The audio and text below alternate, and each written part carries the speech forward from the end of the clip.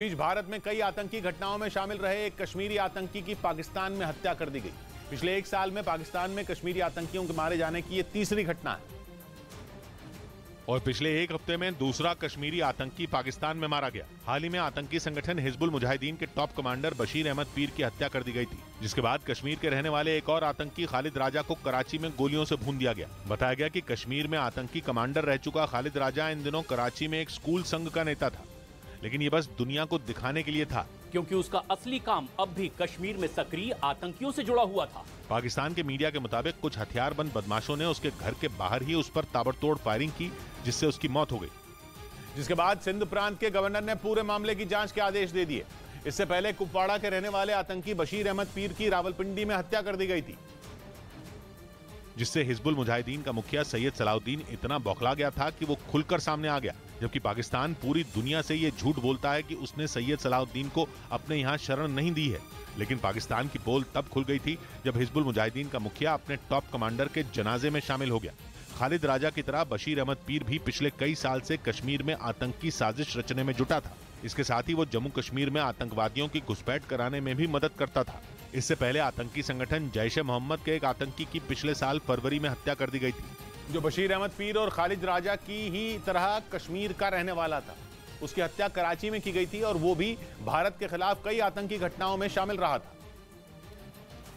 यानी पिछले एक साल में कश्मीर के 3 आतंकी पाकिस्तान में ढेर कर दिए गए, जिसके बाद पाकिस्तान में कई तरह की अटकलें लगनी भी शुरू हो गईं। कहा जा रहा है कि पाकिस्तानी सेना के निर्देश पर ही कश्मीरी आतंकियों को चुन चुन कर मारा जा रहा है, और ऐसा IMF समेत दुनिया के उन देशों को दिखाने के लिए किया जा रहा है जो पाकिस्तान पर आतंकवाद को बढ़ावा देने का आरोप लगाते हैं।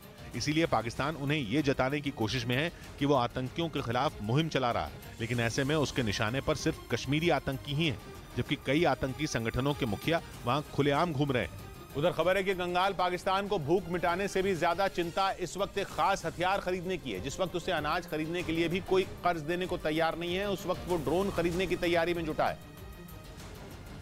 और सूत्रों के मुताबिक पाकिस्तान ने खास तरह के ड्रोन खरीदने की प्रक्रिया शुरू भी कर दी। जिस वक्त पाकिस्तान में भुखमरी के हालात हैं, उस वक्त उसे ड्रोन खरीदने की पड़ी है। खबर है कि पाकिस्तान ने ऑस्ट्रिया से S-100 ड्रोन के बारे में जानकारी मांगी। उनकी कीमत, परफॉर्मेंस और मेंटेनेंस की जानकारी भी मांगी गई। ऑस्ट्रिया के ये ड्रोन कैमकॉप्टर कहे जाते हैं। इनकी खासियत यह है कि ये 6 घंटे तक 18,000 फीट की ऊंचाई पर रह सकते हैं। 180 किलोमीटर दूर तक इन्हें भेजा जा सकता है। इसीलिए सर्वेलेंस में ये कैमकॉप्टर इस्तेमाल किए जाते हैं। अमेरिका, चीन, जर्मनी और UAE में भी ऑस्ट्रिया के ये कैमकॉप्टर इस्तेमाल किए जा रहे हैं। लेकिन सवाल ये खड़ा हुआ कि आखिर कंगाल पाकिस्तान को अचानक कैमकॉप्टर खरीदने की जरूरत क्यों महसूस हुई। माना जा रहा है कि पाकिस्तान को एक बार फिर सर्जिकल स्ट्राइक का डर सता रहा है और उसे लगता है कि भारत इस बार समुद्र के रास्ते आकर उसे चौंका सकता है। इसीलिए उसने अपनी नौसेना को मजबूत करने की रणनीति पर काम शुरू कर दिया। आतंक के खिलाफ भारत ने अब तक पाकिस्तान में 2 सर्जिकल स्ट्राइक की, पहली बार जमीन के रास्ते और दूसरी बार आसमान के रास्ते।